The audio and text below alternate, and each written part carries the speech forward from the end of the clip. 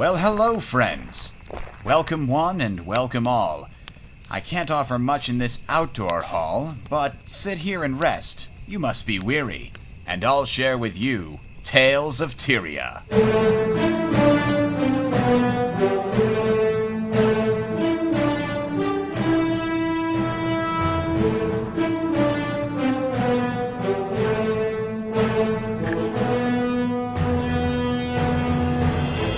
This week on Tales of Tyria, we're talking all about the world versus world changes that we've seen since the expansion came out. How were they received? Well, it's mixed. Let's find out what the panel tonight decides, and you can be here.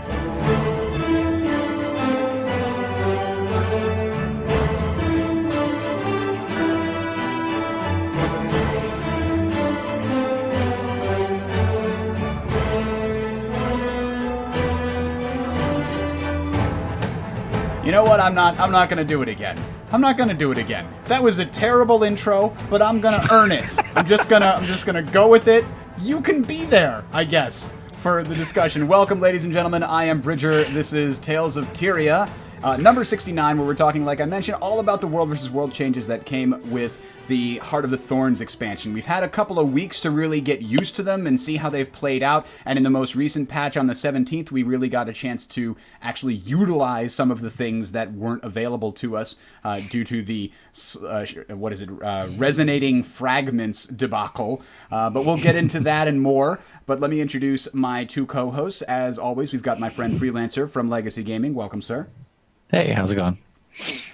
Not bad. And joining us as well from the Ebon Guild, we have our good friend Kale Vitraz. Welcome, sir. Hello.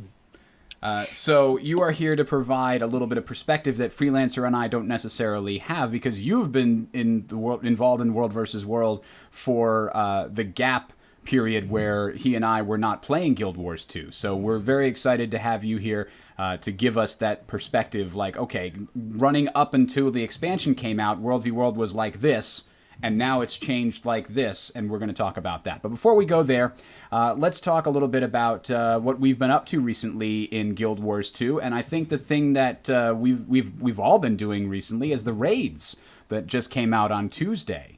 So I know that you each have done the raids. Freelancer, what's your impression so far? Well, you know what? Let's start. How far did you get, Freelancer, in the groups that you've been in?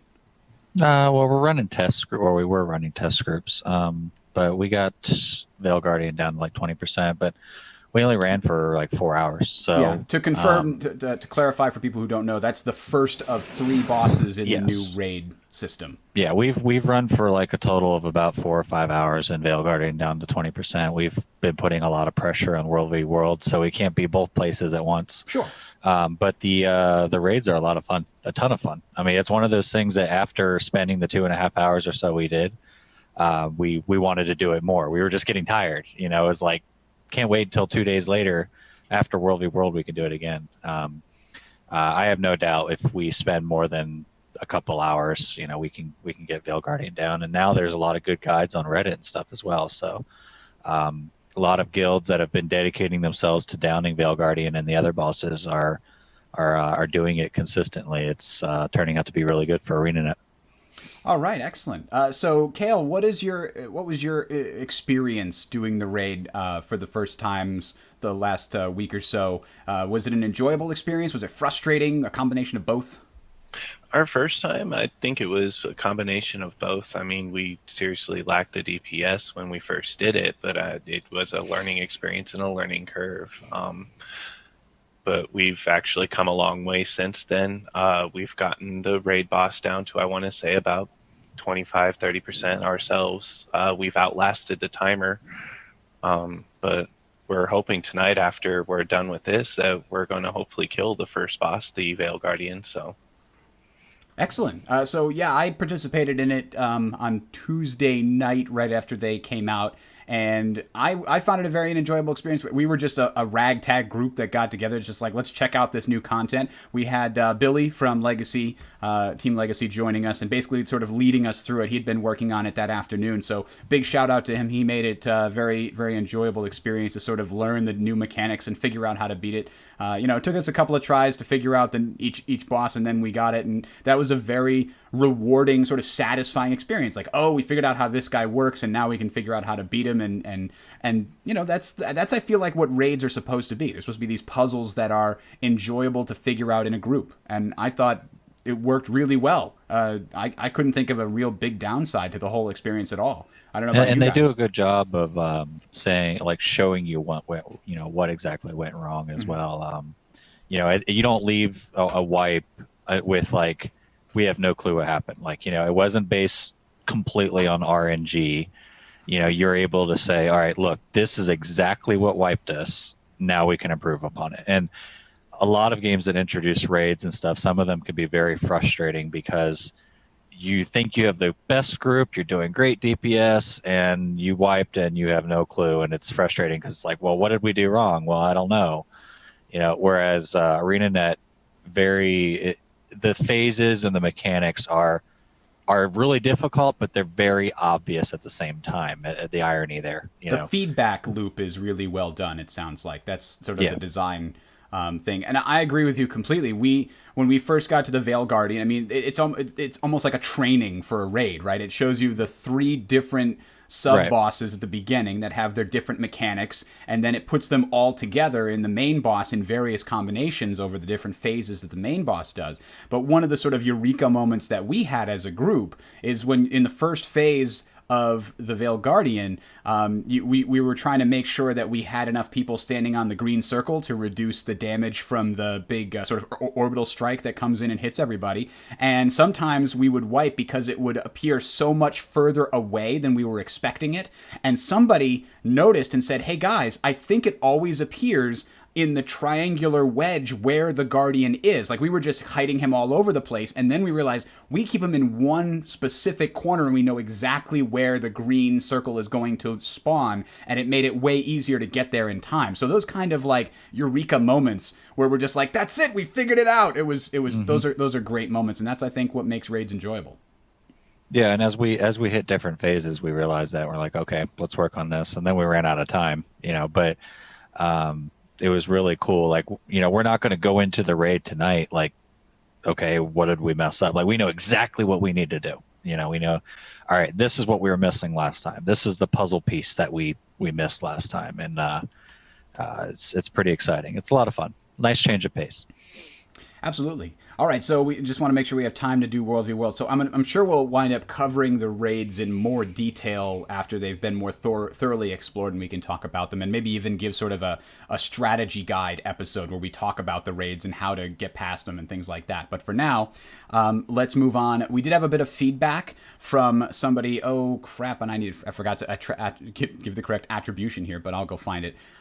We had Marnik send us some feedback, and he said that his comparison, this is last episode was guild halls, and he wanted to give us some feedback, and he said, quote, my baseline for comparison is, of course, Guild Wars 1. As the leader of a small guild back then, we managed just fine. That's my opinion on the small guilds. They'll get what they want one way or another. It just takes some time. From Slivers, I also get Guild Wars 1 flashbacks. Back in the day, there were brick muds, which are unavailable through any source, and didn't actually necessarily seem to be necessary for anything. ArenaNet is a smallish company compared to powerhouses like Blizzard and BioWare. These silly oversights is what makes such a small company, makes it such a small company. I think he's trying to say is these small oversights are a result of it being a smaller company. It makes them human, and I love them for it. Those are the stories you tell your gamer grandchildren, unquote. So he's talking about the fact that, we've got resonating slivers, which required theoretically to make fragments, but nobody could figure out how to turn slivers into fragments in order to do anything. And in the most recent patch, the one with the raise, the big patch, they essentially took fragments out of the game. They weren't required for any of the. Yeah, I mean, they're still in the game, but they removed them from a lot of like the recipes and stuff. Right. And the end result is it's fixed now. There are 400 scribes running around that have spent 1,000 gold plus, for scribing. Because, as you know, certain things are still ridiculously expensive. Yeah, slivers are really expensive now. You go through with an upgraded guild and get all your guild missions done, and you can sell all that stuff for like 10 or 12 gold easy. Yeah, slivers are going for, like, as of this recording, about a gold a piece, if not more. They've been spiking between like 80 silver and 1 gold and 70 silver, like that huge of a range. And Yeah. it's always when somebody wants to level up scribing. Then they buy out, the 500 to 1,000 they need to level up scribing. So, but you can see it when you go to GW2 Spidey or any of these market sites.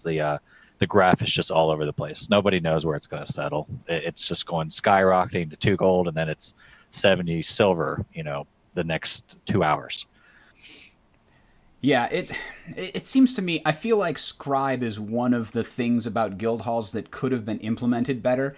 The way they set it up, the way they described it, I expected something that was very unrewarding for an individual player to do, except unless they were trying to do something for the guild, right? That's what they explained it as. This won't Right. reward you individually, but it will reward you for a guild. Instead, they made a profession that basically requires an entire guild to be behind it in order for it to function properly because of the quantity of things that are necessary. I mean, the amount of coarse sand and the amount of logs. I mean, logs have been spiking. Softwood planks were like 23 silver the other day, or yesterday.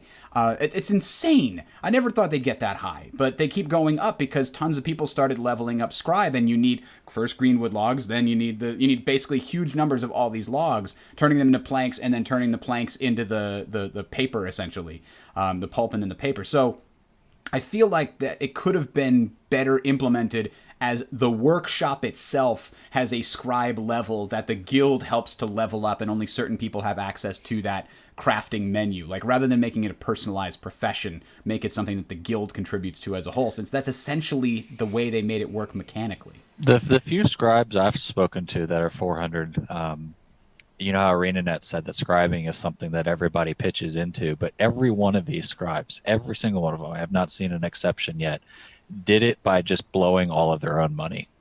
And so, it still turns out to be something that's a solo craft. It'd be nice if there was some sort of like guild currency that you had to earn, that only the guild can accumulate and only the scribes can spend. Whereas right now it is completely gated off of gold, because the resonating slivers you can just buy off the auction house. And But yeah, and all the other things that are required can be bought off the auction house too, as far as I can tell. I mean, it's nice, when the guild, hoards things that are required to build like consumables for like banners and things like that. But anyway, we'll probably talk more in depth about the scribe in the future. So let's move on to World versus World. That's our main topic for tonight. There were a lot of changes, but first I wanted to get your overall impression. Let's start with you, Kale. I mean, you were doing World versus World for at least the last year or so, if I'm not mistaken, right? Yeah, I have been. Honestly, I like the changes in World v World. I really do.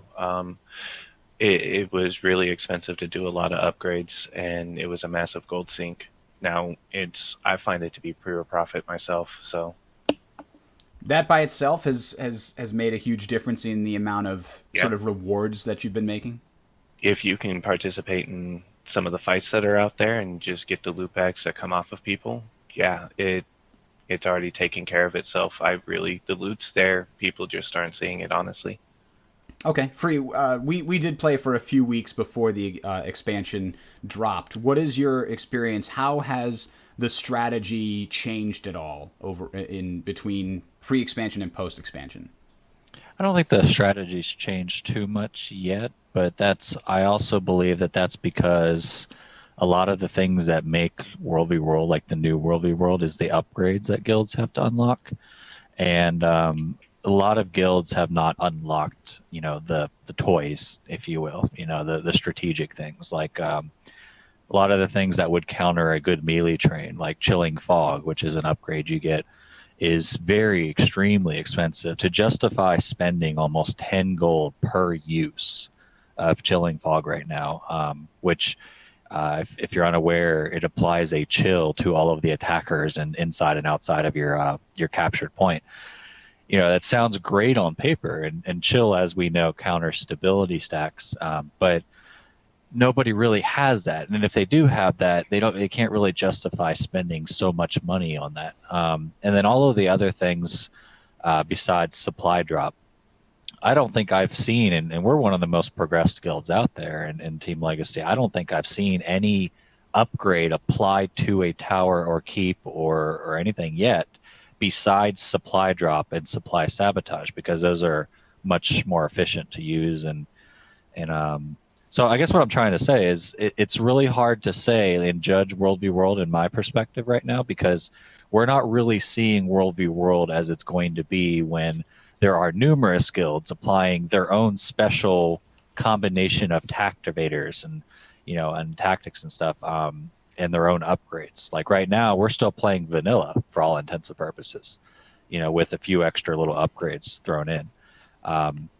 Later on, I could see a month or two from now approaching a tower or a guild's keep and knowing that this is not just any keep. This is the keep that is owned by this guild, and they're popular for effectively using these upgrades, with this guard upgrade or chilling fog, and planning my strategy to counter their defensive upgrade strategy. Like that's what I'm really looking forward to, and I think that would be the time to judge if this new system works or not. Because right now it is largely the same game without guild catapults. I mean, that's really the reality of it. Besides laying down a bunch of guild catapults, which is what people used to do, you remove that from the equation, it's still pretty much the same thing right now. And there have been some complaints about some of the other changes that were made, and we'll get into those. To play a little devil's advocate to what you talked about, my understanding, and at least the way that I noticed it working yesterday with supply drop, is when you apply chilling fog to a keep, that is a one-time 10 gold cost, and then every time you activate it doesn't have any additional cost. Correct. So you pay the 10 gold, and as long as you don't lose the keep, you don't lose the chilling fog. So when you look at it that way, it's fairly similar to paying to upgrade the keep in the past, right? You used to go in and pay, 50 silver or whatever to get, upgraded guards or to get cannons or what have you. Now you're doing it with these new types of tactivators or improvements, and that still gives you an incentive once your guild has claimed something, whether it's just a supply camp, because supply camp upgrades can be very valuable. I haven't seen many of them used yet, but I mean, there's things that make the Doliacs completely invulnerable. There's no way for the enemy to stop them. They make it all the way, right? So there's other things that I think make the Doliacs carry more supply. So there's a lot of interesting upgrades you can get just for supply camps. And the smaller guilds can be very effective in claiming a supply camp and then upgrading it with those very useful things and then preventing the enemy from removing those upgrades. I feel like that logic is applied until you consider the fact that, okay, if I invest 10 gold, for example, the metaphorical amount for this upgrade, for tonight, then yes, I can use that upgrade, and the effectiveness of it exponentially increases the longer I hold that point. But what is not considered in many cases is unless you're in the top 2 tiers of World v World, the night crew, if you will, the Oceanics, the Europeans, will come and take that keep regardless. And so therefore you find yourself spending 10 gold every single night, and that's when you have to ask yourself, because of the situation you're in with Oceanics and Europeans, if it's actually worth spending 10 gold a night. Because as Kale said, the base upgrades, yes, you're making money because you're not spending 50 silver here, 50 silver here, 50 silver here, but as a guild leader, you're spending a lot more money nightly if you happen to be on a server that doesn't have a defensive crew to protect that keep while you're asleep. So I feel like it's a double-edged sword in that respect. So let's say, for example, Stone Mist, we claim it, which we're very soon to be able to do. We're practically level 29. So let's say like next week we claim Stone Mist, and then we finally get the airship bombardment upgrade. And let's say that upgrade costs 50 gold. You at a certain point you have to be able to justify spending 50 gold when you know that once your guild, Team Legacy or whoever, logs off, you're going to lose that. So is it worth it? And that's where you start getting into those debates. But yeah, you're definitely right. You have to balance how valuable those items are versus the amount of time you're going to be able to fight for them. There are, and to that extent, those are certainly numbers that ArenaNet can tweak. I mean, they can say, oh, it's going to require fewer of this and fewer of that to make it truly a consumable item and not something that people have to go, I don't know if it's worth the money. You know, if you're hemming and hawing over it because you're going to use it for 4 hours and then log off, then that's probably a problem. I think that's the sweet spot, right? Most guilds log on for a prime time, whatever time that is for your time zone, and they log on and play World v World for 3, 4, 5 hours, and then they log off again. So you have to probably balance it, assuming people are measuring value on that 4-hour time scale. Right. So and or combine all the servers, make a mega server. Yeah, that's another conversation. Yeah, we've been and we might get there too, because I had a spot at the end for unaddressed issues, so we could certainly look at talking about that. Something tells me it's around the corner. We're gonna have a Tales of Tyria in the next 4 or 5 episodes. That's talking about the big announcement. You just wait. You'll see, Bridger. So. I mean, one of the things actually. Yeah. I remember I just read that there was it was an interview with Colin Johansson where he basically, this was I think shortly after or right before the expansion came out. I think it was shortly after the expansion came out, where he basically explained that World v World did get some upgrades in the expansion, but it's still they consider it the final like unfinished game mode. Like that's like the last thing that they're working on to try and make it fully featured, and flushed out in comparison to the other two. Like they worked on PvP very heavily between the launch and now. PvE has always been fairly well developed, but they worked on PvP very heavy. You got the reward tracks and they got spectator mode. And World v World didn't really get any major new features until the expansion. And even then, there's a lot that people are asking for, like you're talking about, getting the dead servers combined essentially to facilitate a more active experience. Because it really is a fun part of the game. I can't imagine, like we're tier 4 or tier 3, like our server bounces around between tier 3 tier 5 over the last year, and I can't imagine like empty servers. Like they don't even get to experience World v World. Yeah. Just straight out. It's a little upsetting. Like if you were on one of the tier 8 or however far down it goes servers, our Eternal Battlegrounds is always tons of PvP, lots of killing, lots of bags, a lot of good times. But our Borderlands sometimes can be completely empty. And I hear that's even the case on some of the top tier servers. Now I can't imagine a tier 7 server. Yeah. That they probably are just completely dead. And that's a lot of fun that they're missing out on. I mean, World v World can get redundant sometimes, but it's still a lot of fun other times with a bunch of friends. So I think that's something that they're going to be addressing very soon. And as a side consequence of it, or benefit rather, it will address the upgrade things we're talking about as well. It'll add coverage, because every server, or each of these servers, like Edge of the Mist, you got green, red, blue, if you imagine that, has around the clock coverage then. And so at that point, taking Stone Mist and getting it upgraded means a lot more, because when it's time to go to sleep, there's still going to be people online helping defend that, and you can work out strategies with them to help do that.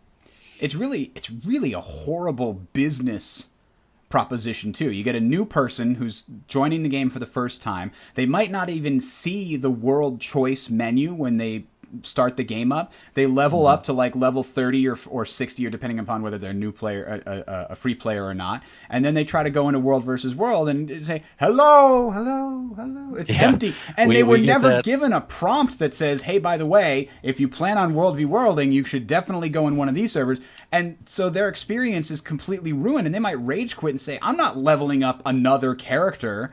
I like the one I have, and you're going to say I have to pay money to enjoy this game mode that you advertise? I have this conversation weekly, and I know I can't be the only guild leader out there, where somebody watches our Twitch or our PvP. They're like, oh, you guys are awesome. I want to be a part of that. And then they join the guild. I ask them, what server are you in? And they have no clue. They're like, I don't know. What do you mean? Well, you need to log out and check what server you're in. And they log out and they find out that they're on XX server, and then it's like, wait a second, I can't join you guys in World v World. It's like, well, let me help you out, and so we help them out with transfer. But that happens more often than I think ArenaNet realizes, where especially newer players or those that came back because of the expansion. They have no clue what server they're on because they never have to unless they actually go into World v World. They never have to look at it or acknowledge it. Yeah, it's an ongoing thing, I think, with a lot of guilds and guild leaders. Yeah, it's a little disappointing. So to play a little devil's advocate, I know I've been sort of scouring the official forums, and there have been a lot of threads about the various changes to World versus World and how they've ruined everything, and my guild doesn't want to play anymore. It may just be the vocal minority, to be honest. I don't know for sure. It's hard to tell. If you see a forum filled with people complaining, is it because those people aren't playing the game and they're whining and they're the small minority, or is it actually a big problem? Without actually seeing the statistics on number of players versus number of players complaining, it's impossible to know. But I do think there's a good chunk of the World v World community is upset.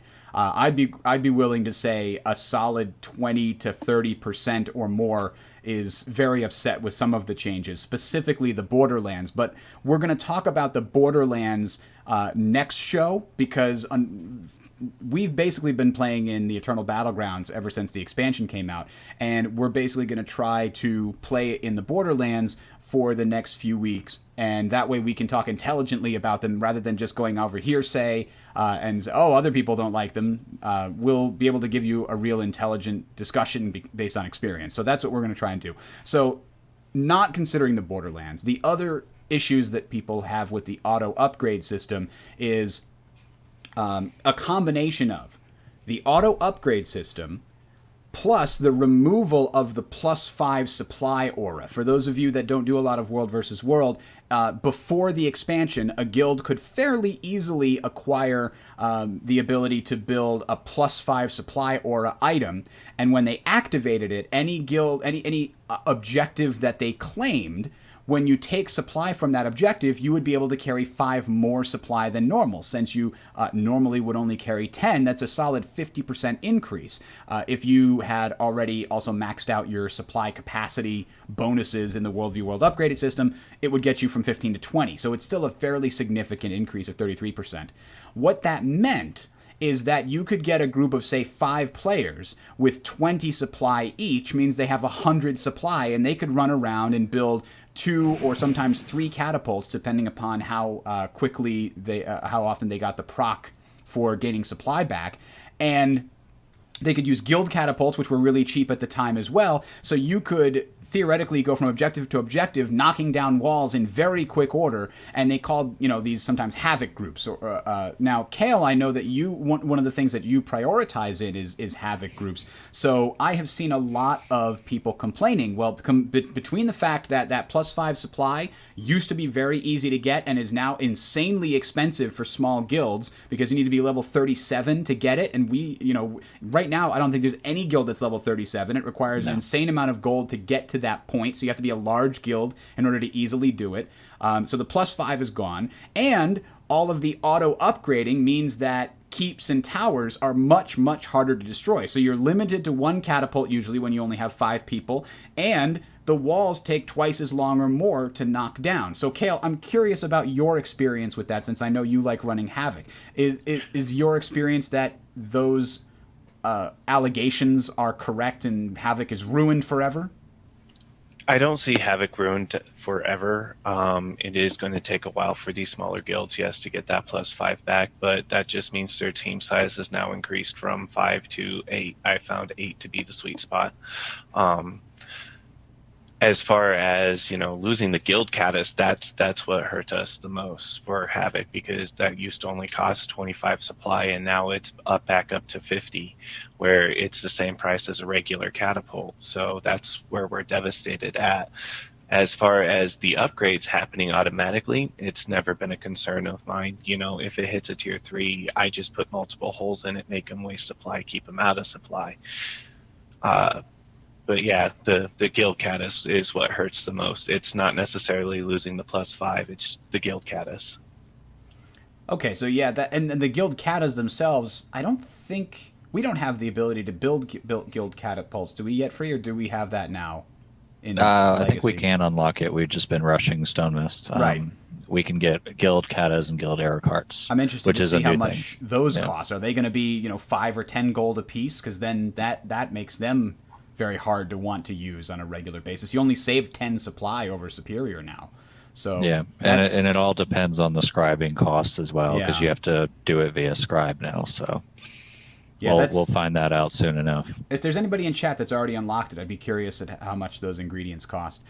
So the thing is, were Havoc groups in the past too effective? I mean, should a group of 5 people be able to very quickly knock down a tower wall and take it before anybody can even notice that the sword's on their tower? I feel like that is probably not something a group of, a very small group should be able to do. Towers and keeps are supposed to be fortified positions that defenders can hold out in. And to be honest, if a group of 5 can run around and just take stuff without anybody even noticing, I guess that means you have to have more scouts in that kind of a game mode. I don't know. What do you think about that, Freelancer? Scouting versus just being able to see things on the map. Should people be forced to run around and look at things in order to really do well? I think it's a direct counter to the Zergy play that a lot of guilds do. I mean, the idea of that blob, that mindless Zerg, the Havoc groups directly counter that. They counter that unintelligible group of players that only rely on mass numbers, because they don't have the capacity to say, okay, we need scouts at this point, scouts at this point, we need arrow carts here just to defend against harassment like a Havoc group would do. And I think it has a role. I think this patch makes them even have more of a role. And I do agree with Kale that they were Havoc groups in general, smaller strike groups as we call them, are more, they were punished in a way, because of the supply changes. But woe to the servers that have to face Havoc groups that do get +5 supply. I'll say that. Because we're going to be one of the first. I mean, Kale runs with us, and a lot of other individuals run with us, and we'll be among the very first out there that have Havoc groups with +5 supply on all their members. And people that go up against that are going to find that in our scenario, we're far better off taking our 40, 50, 60 people and splitting them into 8 different groups with 15 supply per person, plus, whatever they have from their personal perks, and going and just taking the whole map separated against that one blob that I was mentioning that is just going single point to single point to single point. But we've always been about that. We take Stone Mist with our blob, if you will, and then we separate into smaller squads. And those smaller squads abuse the fact that most of the Zerg guilds, as we know today, and I think many people in the audience will agree, there is a Zerg, in my opinion. I've played Arcade, I've played Warhammer, played Daok. There are Zergs, and then there are organized standing armies. There is a difference. Not anybody can just round up 60 people and do the same thing as every other group that can round up 60 people. And you see that with guilds that actually have PvP histories and stuff. There's a difference between somebody that actually has the proper leadership and can set up their groups to have dedicated scouts and dedicated siegers, dedicated frontliners, backliners, etc., versus somebody that just everybody on me, attack, defend, and that's the extent of their tactics. They just tell their blob to go here, and they expect things to happen. And meanwhile, Havoc groups take advantage of them because they're hitting here, here, here, here, here, and here, and that guy doesn't know how to handle that because he only knows to take that one Zerg and move here when the Havoc groups are in these other 5 areas. So I hope the idea of PPT, points per tick, in guilds that focus on PPT has sort of died.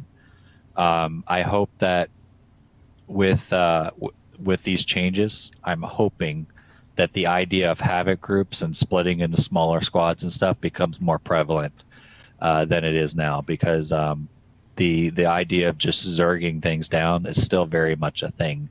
Even though we as a guild and other guilds out there have figured out ways of countering zergs with the use of shield generators and arrow cart changes, it's still very much a thing. Like the servers we go up against, not to call out names, they just run around as mass single blobs. We don't see Havoc teams from them.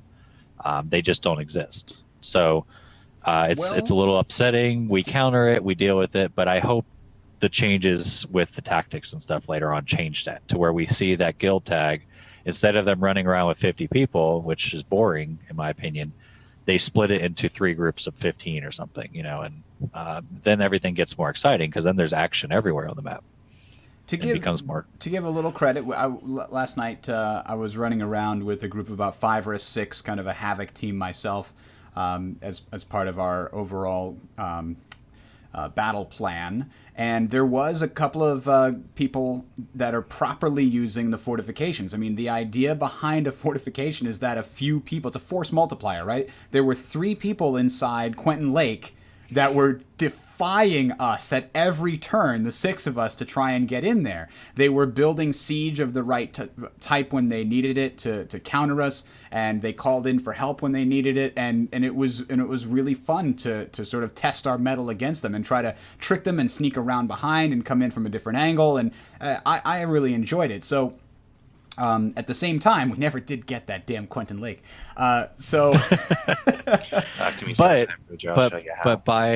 you guys, for example, last night we had 2 teams out. We had Kale running one team and you running another team, Bridger, and then we had sort of our main force of 20-25 people.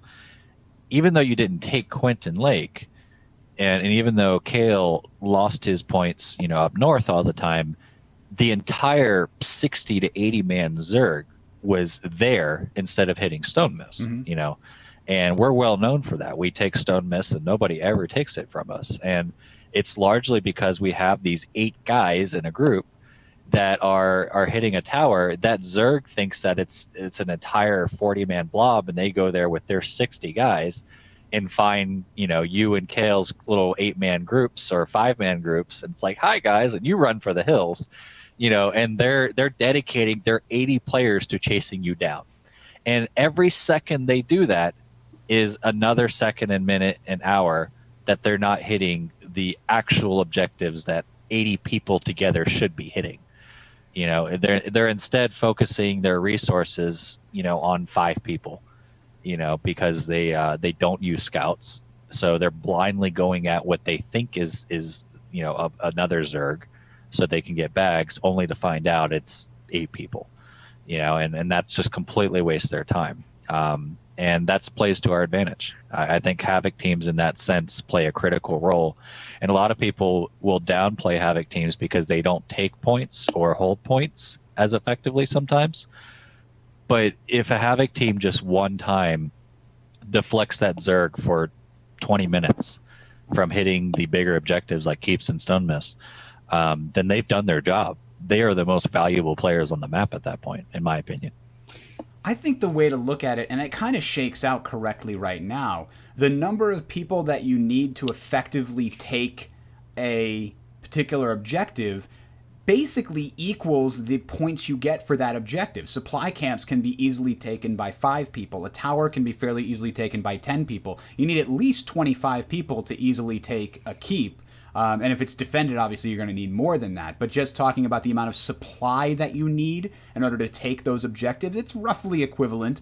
And to me, that kind of sits correctly. I mean, a Havoc team that denies the enemy supply is super useful. I mean, if you just take their supply camp and then run and hide somewhere nearby, of course they're going to take it back in 5 minutes when the RI runs out. But if then they just leave and you take it back again, they still haven't generated any real supply. The Yaks aren't going to their keep, the Yaks aren't going to their towers, and so they're going to find that they run out of supply really quickly. I find that kind of Havoc team can be super effective even if you take no towers and no keeps, and exactly like what you're talking about, Freelancer, distracting more than your own number is a good goal as well. I mean, we had a screenshot last time Kale sent me where he was basically keeping what was it? A solid 40 or 50 people occupied for over 20 minutes while my group took Menden's tower.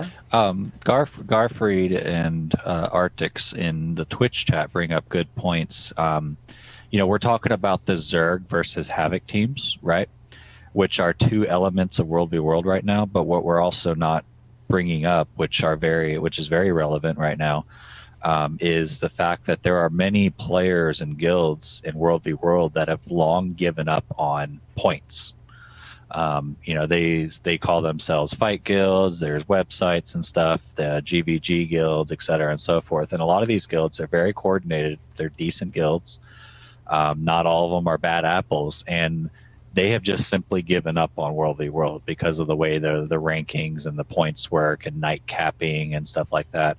And I relate to them to an extent because we were there at one point. We were the big guild that everybody knew when the game launched, and we were in the betas testing it. And in that scenario, we also were getting very frustrated because if you didn't have Oceanic guilds and European guilds in your alliance, so to speak, you lost no matter what. So it felt like all of the progress you were doing as aiming for points and stuff only meant so much, because once you logged off, everything was night capped behind you. And that's very relevant. I should also say, though, ArenaNet has made it very clear that they didn't put a lot of focus into World v. World for this raid expansion patch. That's something that they're working on in the next months. So whether they follow through with that statement or not, we'll find out. But these fight guilds exist, I think, in almost every server, at least in the higher tiers, and they're not bad people. They just have simply whereas we were playing Arcade and WildStar, they were still playing World v. World, and they just got tired of putting so much effort in taking a keep or Stone Mist, for example, and then success, victory, they win, and then they log out, and all the progress they made is lost. And so it's kind of turned all of them, and it's something that's been happening over time. It's not something that happened since the expansion. I'm hoping that with ArenaNet making changes and hopefully these things that they plan on announcing, it sort of brings everybody back to the PPT mindset. Even if they just changed the server rankings and refreshed it.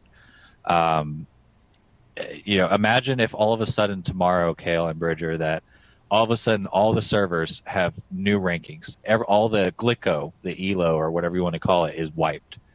Immediately, everybody cares at that point about points, because they want their server to be at a certain level.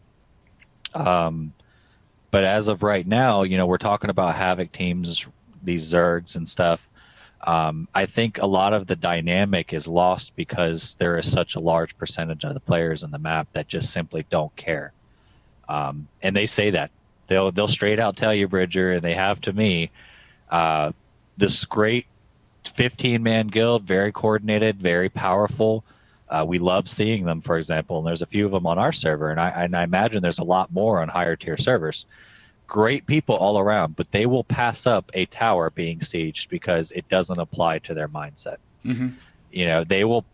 Stone Mist could be wide open. We could have Havoc teams everywhere, distracting all of these Zergs, but they don't care, because in their mindset, if they spend the next 30 minutes taking Stone Mist, it's for nothing. So what they do is they just run around looking for fights. They don't care about the points. They don't care if a server is in third place or if they're falling behind or if taking all. You remember 3 years ago, Bridger, we cared about holding all the supply camps because cumulatively that was a lot of points per tick. Mm-hmm. We would have teams taking those. We would have teams hitting towers, knocking down walls, and we cared about all that. Not many people, not everybody, but there's a large contingency that just don't care these days because of the problems that we're talking about in World v. World. Yeah, part of it is that it's the feedback loop in World v. World is so long. Like if you do well, you don't know, you don't really see the results of your doing well until entire week goes by, or in some case 2 or 3 or 4 weeks go by, and your position in the rankings finally changes and you move up a tier.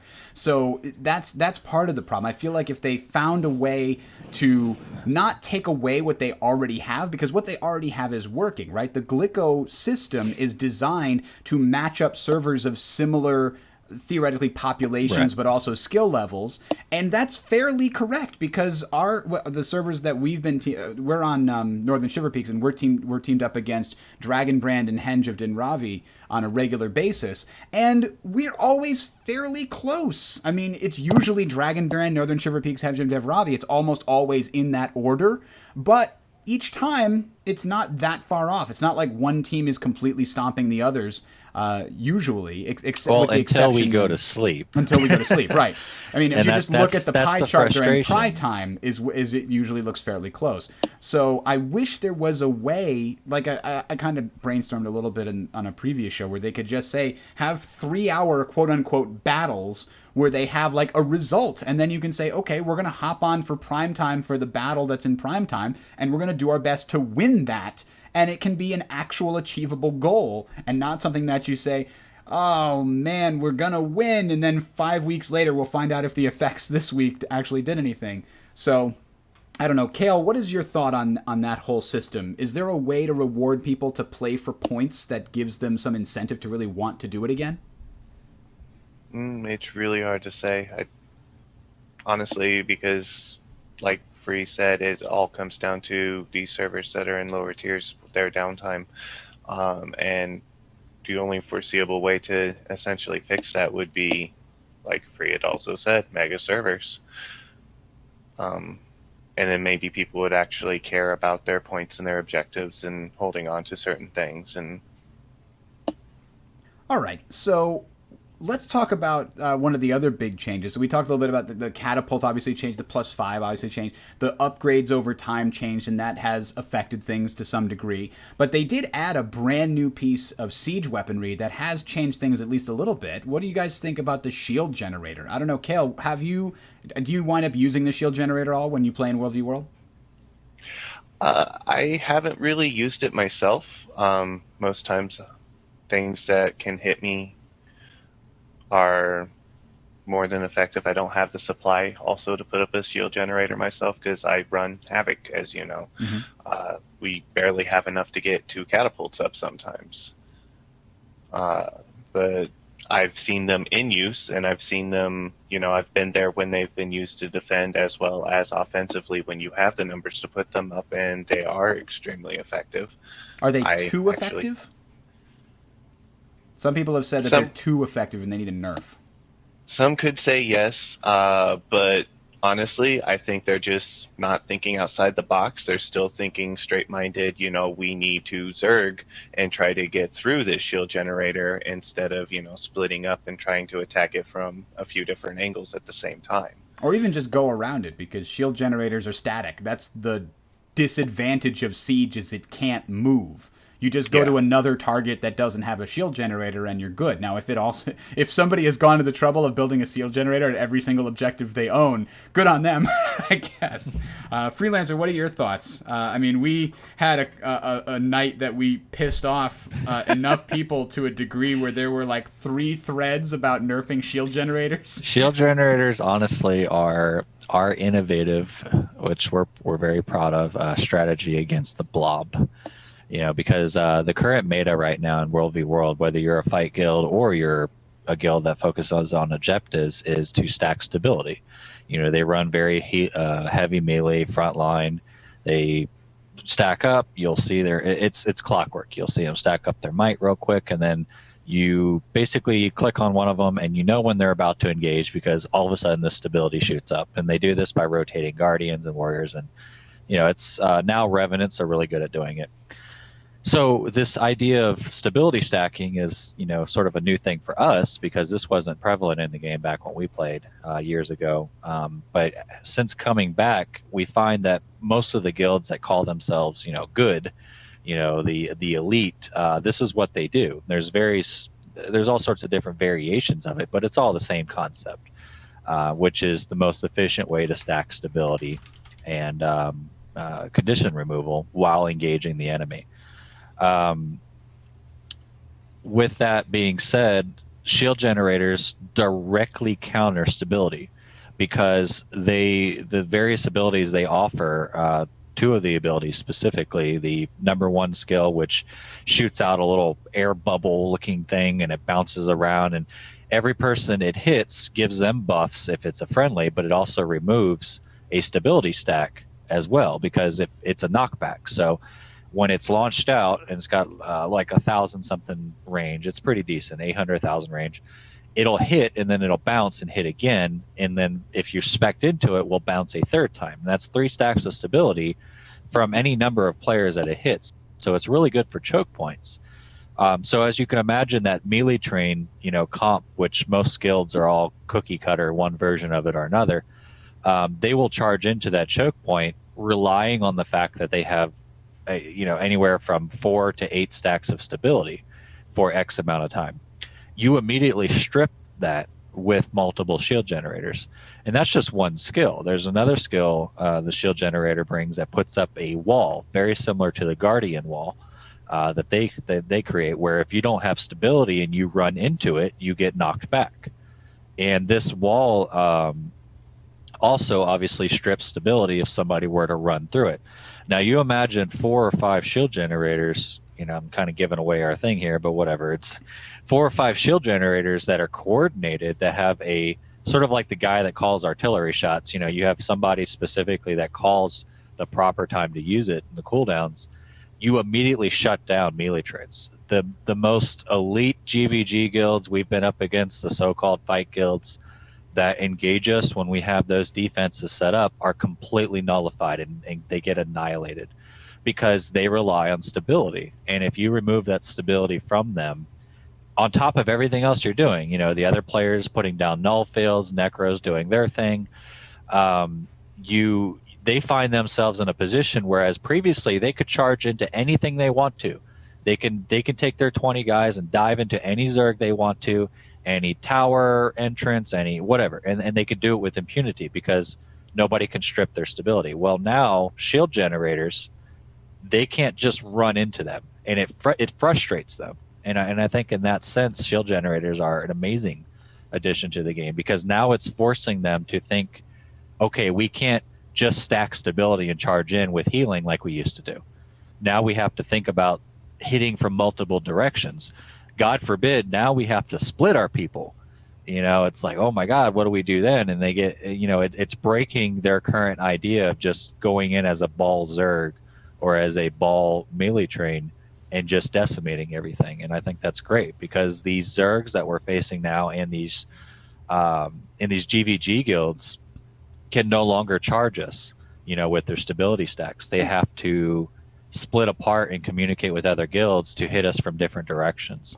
And I think that's more strategic and it's more interesting, in my opinion. Yeah, and that was the reason the melee train worked is because, as a general rule, the balance that ArenaNet used is melee skills, because you had to get up in the face of an enemy, did more damage, and a lot of them could even be AoE damage, like the warrior does the spin attack and things like that. And so you would get these groups that would stack stability and buffs that would allow them to charge towards an enemy, and then you'd have 20 people all doing AoE melee attacks, and they would just destroy people in front of them like that. You'd have if you got touched by the center of the ball, you were dead. You didn't have any opportunity to get out. Do not pass go. Do not collect $200. You're on the ground dead. So that was a very effective strategy if you could get to people. And the same groups, I believe, didn't like the changes to stability that gave it stacks, but that was an attempt to make the melee train less of an all-encompassing strategy. Like, it was the tactic that you would use because it was so powerful. When they changed the stability from duration to stacks, that weakened it a little bit. Adding in shield generators was another way to weaken it, but I know for a fact it is still a strong and effective thing, because we have, as in Legacy, we have tried to focus on figuring out how to specifically counter that, even when we don't have shield generators. And a lot of it has to do with kiting, but sometimes it doesn't work. Sometimes we have people that aren't fast enough, and even if 5 or 6 of our people are just too slow to get out of the way, losing 5 or 6 people immediately at the outset of a fight can be the difference between winning and losing. So you have to be very, very careful, because if that melee train does get to you and gets to a chunk of your members, that can mean that they win the resulting fight. So it's still a very, very effective tool. We have seen it wipe our party, even though it's like an equalish levels. I mean, 20 to 30 versus 20 to 30. Yep. Sometimes we don't play it right and the enemy does play it right, or they get a sneaky mesmer that pops up in the middle of our group and the melee train is suddenly right there. I mean, it's still very effective in certain situations, especially if it's used right. And there's a lot of controversy, like you said, with the stability stacks versus the way it used to be. But that's, you see some of these threads on the forums. These are like 50-page threads of people debating which one is better. Stacks of stability or length, or duration, and it's kind of crazy. Back when we played, it was you couldn't stack it, like you can now. So it's very interesting, and their entire comps revolve around stacking with different classes. And we're trying our damnedest not to follow the cookie cutter meta, but it almost is as if you want to 20v20 effectively, that's what you have to do. Garfried in the Tales of Tyria chat says, the problem we have is that stability changes from March is not necessarily that they changed the fighting meta, but that they made the fighting style a lot more passive and dependent on baiting and pressuring. I think what he's saying there, and correct me if I'm wrong, Garfried, but I think what you're saying there is that because you have to stack the stability now and sort of just instead of just getting the buffs, and you can see, like Free was talking about, you can see when they're stacking up and getting ready to make the attack, and then you just back off, and then it becomes this game of cat and mouse where it becomes very difficult to trick someone in being close enough during your stability stacks, and the fighting happens over this sort of long kiting time frame instead of an actual engagement. Well, yeah, and it's also baiting their backline. Like, we're talking about a front line, but their backline is what really puts out the damage, and the backline typically hides, behind, not hides, but runs behind their front line and provides a lot of the well and meteor shower related damage. And you want to bait out, this is going into GVGs and stuff, but the idea is that you want to bait out their damage, and as soon as you bait out their damage, that is when you engage. You're looking for an opening to engage those backliners, because they're not running particularly mass stacks of stability and CC cleanse and stuff. And they're probably focusing on berserker type builds because they are, yeah. Because nobody's going to get to them if the melee train is between them and the enemy. So they're basically glass cannons. Right. So yeah, I could definitely see you're trying to bait out their super damage skills like the meteor shower and the wells and things like that. And so it becomes a game of cat and mouse instead of an actual fight, and whoever blinks first, if they blink poorly, is the one that loses the upcoming fight. And that's what's turned into. Besides the other guilds that are running more, not as organized, I could argue and say 98% of all of the so-called fight guilds out there are all running a variation of the exact same thing, where they play that cat and mouse game, and it just so happens that for them, they have a lot of fun, because when they dive into a Zerg that's unorganized, that Zerg doesn't know or doesn't react accordingly, so they can just have a heyday with them. But when they do engage another fight guild or a guild that knows what they're up against, it becomes a cat and mouse game where neither side, they have that awkward stare off. We see it every night we go into World v World. There's that awkward stare off between us and them, or between them and another fight guild, and they're just looking for an opening. They're waiting for one side to basically show their hand and blow their skills so that they can dive in, and that's the state of World v World with a lot of these guilds. Yeah, Garfried points out and probably puts it more succinctly. I think I was trying to say this, but he puts it better. He said, the team that takes the initiative usually puts themselves at a disadvantage, resulting in a pretty boring waiting game. And I think that's kind of what I was trying to get at there, and what Free was talking about. If you can bait out someone into attacking too early, then they put themselves at a disadvantage. And so both sides are trying to wait until the other team makes a mistake instead of the initiative getting you the advantage, which the Mesmer portal is like the initiative that does give you the advantage. But yeah, that's an interesting point, and that's a really difficult thing to balance for too. Now, I will give you an interesting use of the shield generator. When probably the weekend after the game came out, not the first weekend, but the second weekend, I decided to play around in the Borderlands, and I had about 5 people with me from Legacy, and we were going to attack one of the towers there, and we built a catapult, and there were like 2 people inside that built themselves a trebuchet because it was a fully upgraded thing, so it took our catapult a while to do some damage. They built a fully upgraded trebuchet inside the tower, and they took out our catapult. So we're like, oh, crap. Well, so we got to build further. Or no, they built a catapult inside to counter our catapult. So then we built our trebuchet further away to attack the wall, and they built a trebuchet inside. They had plenty of supply because it was like a Saturday morning, so there was plenty of supply inside. And they just built up this trebuchet, and then they knocked out our trebuchet. So I was like, damn, what the hell are we going to do? So I built, just outside of range of their trebuchet, we built 2 shield generators, and then we built a trebuchet in front of them, and the shield generators took turns dropping the big shield every time their trebuchet fired, and that worked pretty well. But it took a lot of coordination, and it was fun to figure that out and try to make it work. And so those 2 guys in the fort were doing a really good job of messing up our day. But until we got that shield generator going back and forth, we had to block it and say, okay, I got this one. Okay, you get the next one. Okay, I got this one. You get the next one.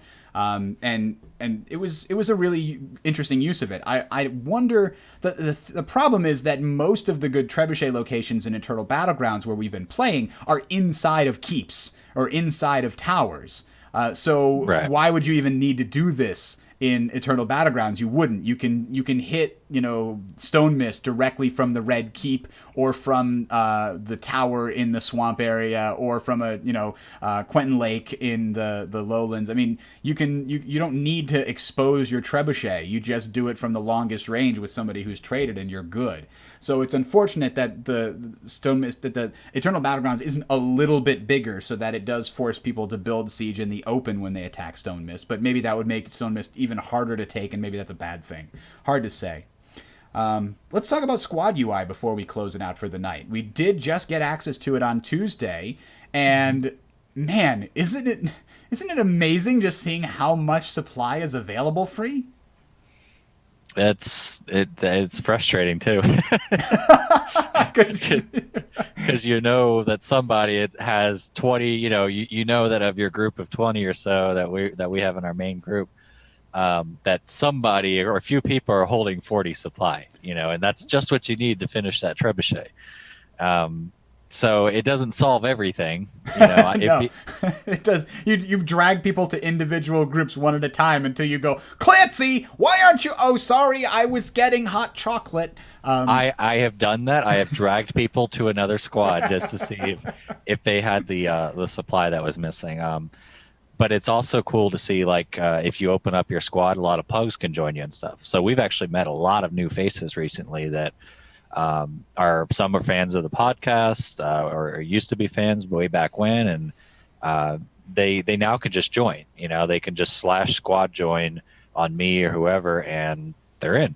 And they could be a part of things. They could see where we're at on the map, and they could feel more included. Whereas previously, if you were a pug, you just kind of followed where you thought people were going and stuff. And the broadcast feature is also really nice. We're still playing with the squads, separating them, and seeing how that works. But so far, it's been pretty good. One criticism that I have, and I remember reading before the squad UI came out, they indicated that each of the sub-squads within an individual squad would have different colors on the mini-map, and it didn't seem like that to me. No, it's definitely not the case right now. But then I just today, I read a post by one of the ArenaNet devs that said that they do. So I don't know if there's a bug happening where ArenaNet thinks that they programmed it one way, but it's preventing it from working properly, or somehow between beta testing and now something happened that now caused all squads to have all sub squads to have the same color, or somebody else says maybe it's just a very slightly different shade of blue. Like you can't tell who's in what squad, unfortunately. I have a really good monitor. It's definitely all the same. So if you put people into squad 2 or squad 3, like our Havoc groups, for example, they still show up all blue to everybody across the board. Mm-hmm. So it could get a little confusing for some people. If they happen to intersect with another sub squad and they're looking on their map, they just see blue dots everywhere. And so it's hard to tell where their sub squad is supposed to be, in comparison to the main squad and stuff. But it would be neat if you could like assign colors, like squad 2 will show up as green dots on the map, or yellow, or, similar to the commander icons, how you can change your colors. That would be neat. Or if you can make squad 3 pink, so they show up as pink no matter where they are on the map, that would be pretty cool. And I don't imagine that would be too hard to do either.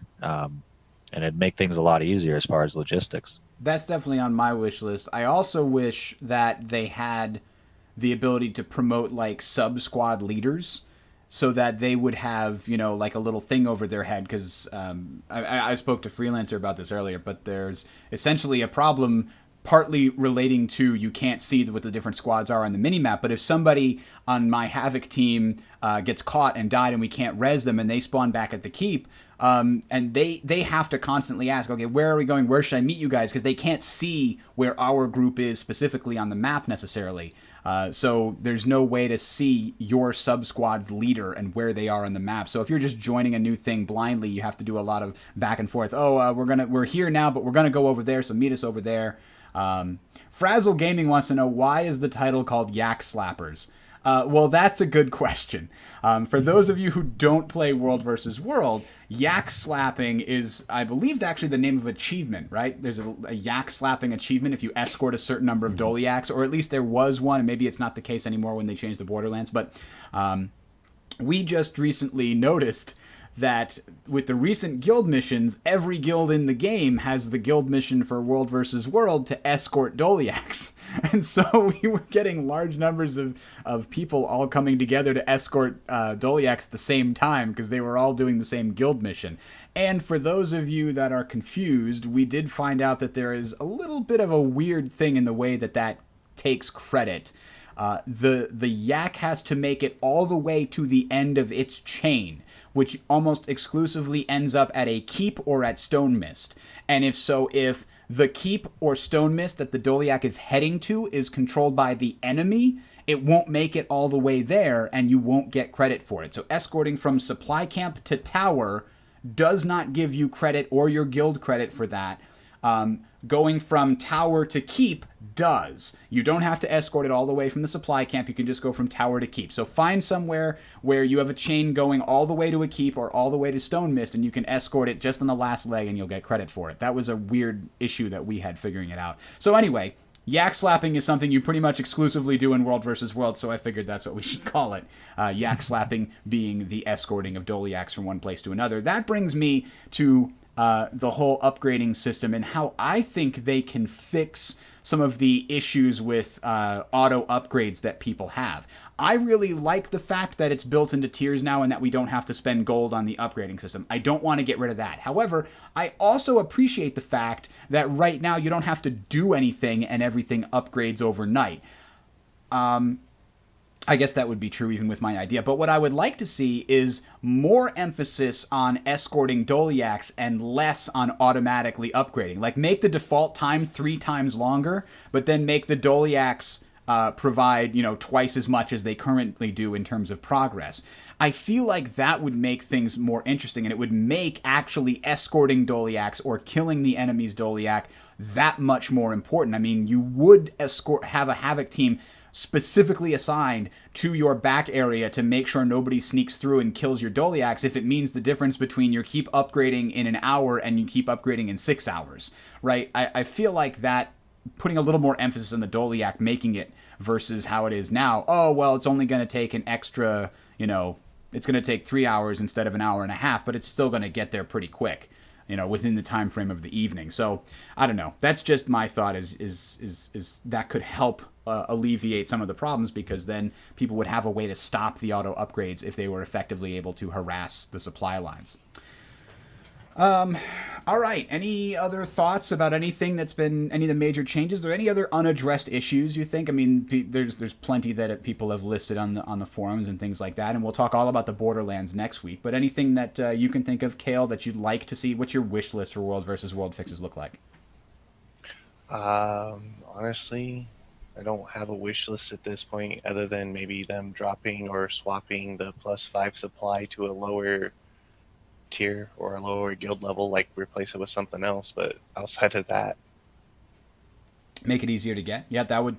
Yeah. I feel like it doesn't have to be the easiest, but it doesn't have to be the last thing on the list either. Now, And that's the other thing that a lot of people have been saying, and I almost forgot to talk about this, is that World versus World is not rewarding enough. Setting aside the whole, Guild Hall requires all this stuff in PvE in order to level up your World versus World section, it doesn't give you enough money or enough loot, however you want to describe it, compared to PvP or PvE. And I realized, that wasn't really my experience, but I'm also running with a guild that's often, not all the time, but often winning these large fights against, other guilds that are 40 people, and I'm tagging a good half of them, and, a bunch of them are dropping bags. I'm getting 10 or 15 bags after a big fight, and those things give you tons and tons of loot.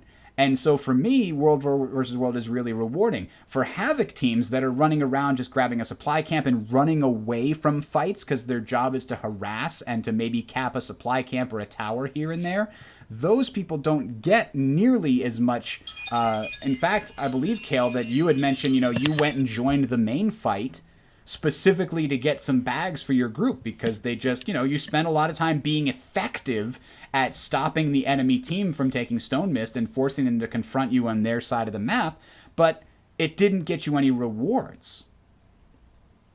yeah, that's true. Free, what do you think they can do? How can you get? And the other thing, and I'll send it over. So the other thing that they have said is they are hesitant to make World versus World too rewarding, lest the groups all collude like they did in Edge of the Mist, where they would simply take turns taking something in order to get the maximum rewards instead of actually being competitive. How do you solve that, Free? I think we're at this point in the game, 3 years into the game, where they need to stop assuming and just give it a try. Just being frank. I mean, they say making World v World more rewarding is going to do this, but they haven't tried it. They say making these changes is going to do this, but they haven't tried it. And I know they haven't tested it internally. I know that. So, if they want to really fix some of these World v World things, they need to just put it out there and see, because I think they're going to find that if you make the Borderlands more rewarding, or you make World v World more rewarding, it's dynamic content. You're going to get more people going out there.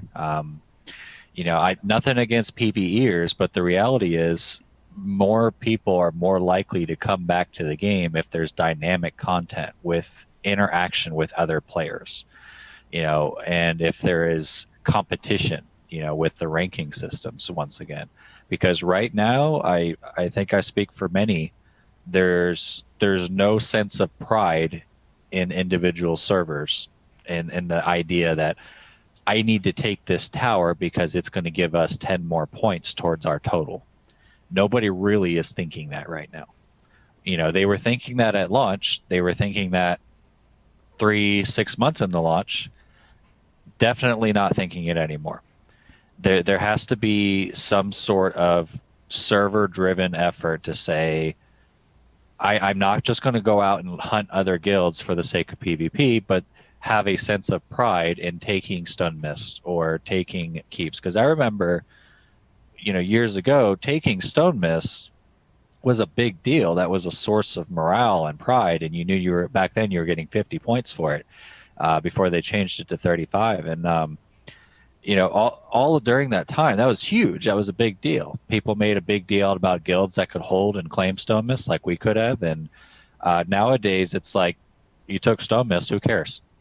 And many people think that way. It's like, who cares if you took Stone Mist? We don't care about points. Why should we care about points? What does points give us? And you can't really fault them for thinking that. It sucks, but in their mindset, it's not a server versus server ordeal for them, for a lot of these players anymore. It's a guild versus guild ordeal. And for them, there is no server pride. They're just as well transferring off to another server to find other guilds to fight. And they do that often. Whereas that leaves the rest of the population, which at one point in time did care about servers and their server points and rankings. It leaves them high and dry to be considered lesser because they care about server points. And I think if ArenaNet addresses that, the way that they should be addressing it is to make it more valuable. How they can do it, I mean, I think first mega servers have to happen in closing. I think that's inevitable. I'm one of the guys wearing the tinfoil hat that thinks Edge of the Mist was a test bed for that. I really think Edge of the Mist was created to see if it could be done. I would not be surprised to see if EB and these Borderlands turn out to be a result of what the test of Edge of the Mist was. And I think once you get that, instead of people rounding around or corralling around their server pride, if they corral around their team, team green or team blue or team red, and then they reset rankings, and then there's a constant power struggle between the different teams, I think that might reinvigorate a lot of people. And then, those fight guilds, they want to be known as the top tier, of their team. They want green to always be known to be the dominant team. They may be more inclined then to take that tower instead of just running past it, because it would add to the points for their team. Well, we'll see. But I think I would not be surprised if months down the road we see those sort of changes, and with a reset of rankings, it sort of reinvigorates everybody together, not just fight guilds and PPT guilds, but everybody to be more prideful of their team or their server. Yeah, that certainly makes sense. I'd love to see more of what you're talking about with getting the points to matter. I kind of feel like there's got to be a way to tie the personal rewards that you would be getting in World versus World directly into the points that your team is getting across the entire 3 maps. Right. So that you wouldn't want people, I'm going to join EB because they're always getting more points per tick there. That should have nothing to do with it. You should want to join the maps that you're doing lesser on so that you can get because those might be easier to push out from to get more points per tick. I mean, I feel like if you had like a bar at the bottom of the screen, like you've already got the World versus World experience thing, don't want to get rid of that, but you have a bar similar to the participation level in the new Maguma jungle maps, and you have a personal participation amount, and every time that you get a objective defense, and every time you get a yak escorted, or anytime you capture an objective, or you help the Hylic or whatever, those all add to your personal reward level, and then you have underneath it a points per tick thing. So every 2,000 points that you personally are on the map to see it tick up, then it drops this giant loot chest on the side that gives you, a bunch of stuff, a bunch of gold, bunch of this, bunch of that. And so the idea is you want to make sure your personal reward is high enough, meaning you're actually participating in the events that help you get points per tick, and that your side is doing well enough so that other bar fills up in a reasonable time scale. So I feel like there's a way to merge that kind of jungle, participation with the 2 bars into the way that World versus World works to encourage people to A, want to participate, and B, care about the points per tick for personal rewards, because apparently that's what everybody cares about all the time anyway. Yeah, I'm just nostalgic of the old Pride. I remember, and before we went to WildStar and Arcade and stuff, I remember Guild Wars 2 as a constant power struggle, because not because this guild wanted to take out this guild and then gloat about it on the forums, but because this server had a ton of pride in their guilds. Like, it would be like us tomorrow having a ton of pride and cheering on these fight guilds because they front line for other guilds that are taking points, and everybody is, still meshing well. You'd still have fight guilds, that just want to fight. They don't want to siege Stone Mist, But when the PPT guild knocks down the door and the fight guild goes in, they each coordinate it. I mean, just something like that I'd like to see in a perfect world. Where there's just a common respect, because right now people don't go into World v World as a server. They go into World v World for themselves, and that's something we realized very harshly when we came back, a couple months ago, that the whole dynamic has changed. Nobody really has server pride anymore. And hopefully with ArenaNet making changes, fight guilds that enjoy sieging like us, the strategy of it, servers as a whole can get back together and actually care about the points together, and they can work together more efficiently because everybody's gaining, because the rewards are actually worth going after together. Yep, I definitely want to see what they have up their sleeve. It seems like they have something up their sleeve. I'm hopeful that they're going to. I think they do. Yeah, I'm positive as far as that outlook. I really think they have a big announcement coming very soon, and I think a lot of us feel the same way. They seem to have hinted at it, and the fact that they're completely silent on the World versus World forums. They are deathly silent. I think that's what upsets a lot of these guys on the forums as well. Right, but I think that's a sign. They are so quiet. That's a sign, because they don't want to say anything premature. They want to be able to say, next week, we've got this giant thing rolling out. Here's all the details. They don't want to say, oh, guys, stay tuned, coming soon. And then it turns out that whatever they have internally has been delayed and they won't get it out until, January. Like, that's like the most horrible thing that happens all the time is, when you give a date as a developer and then can't meet it, everybody goes insane. But if you just didn't give that date and then announced, like Apple does, like, by the way, we're having a thing, here it is, it's out right now, you can buy it in the store. Like, everybody's just like, oh, that's great. Like, they don't care because they weren't anticipating something. So they don't have to worry about the wait for the thing, right? At this point, I don't think many of these people that are complaining, fight guilds, even guys like us, all we want is just some acknowledgement that we exist. True. I think that's the underlying statement. As great as this expansion has been, cumulatively, it's just a good, solid expansion. Mm-hmm. The World v World community and the guilds that focus on World v World feel like they feel like the lesser, players. Like they're not getting any love.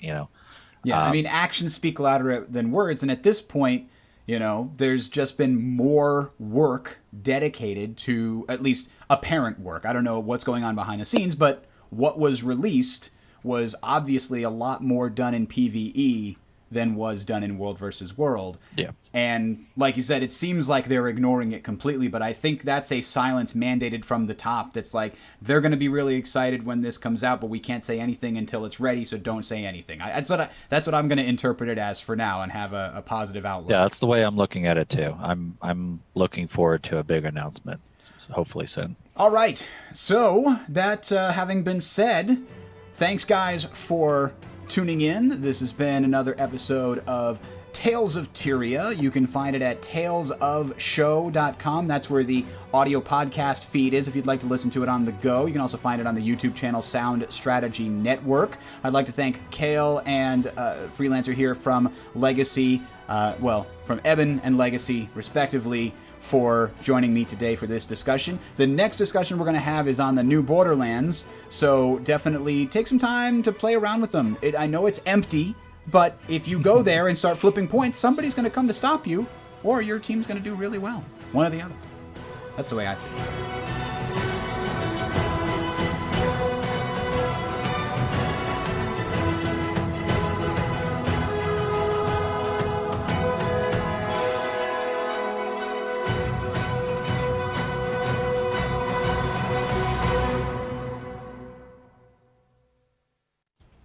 I've been trying to cajole Free into playing on the Borderlands since it came out. He's like, no, Stone Mist, gotta go. I think a lot of people have been wanting to go and play on the Borderlands since it came out, and Free keeps going, no, Stone Mist.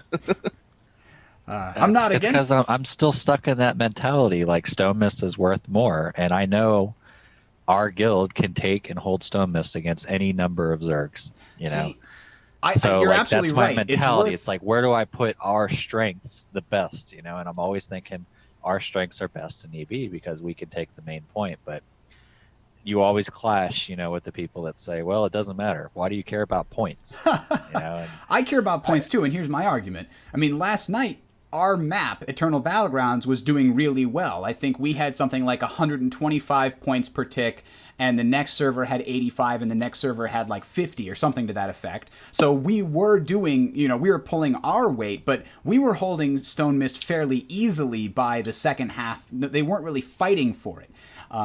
Whereas we were losing all of the Borderlands to Dragonbrand everywhere. I feel like we would have been better off last night splitting off half our group to go to a Borderland and the other half to stay and defend Stone Mist and hold our corner. And then we would have gained more points per tick there. That's how I see us using the Borderlands, is once we've secured Stone Mist effectively, we split off maybe 10, maybe 15 people to go to a Borderland and start flipping stuff or defending stuff there. Yeah, but therein lies the metaphorical argument of, you know, we're talking about points per tick, and most people have long given up on that. Sure, yeah. So, and for many of them have solid reasons for doing so, you know. So hopefully with the changes that will be coming up, it may change the whole dynamic. We'll see. All right. Were we going to have a Guild Wars 2 meeting tonight, Free, or were you going to have it be? No, we got our raids, so Okay, I'm going to go ahead and raids. bounce out. I'm Everybody have a good night. I'm on vacation this week, so I'm going to join you because I got nothing going on tomorrow. So have a good one, everybody. Thanks, you Cale. for joining us. Good luck And we'll see on you your in raid. 2 weeks. That's where I'm going, so. Yep, Take you're it going to easy. raid too, huh?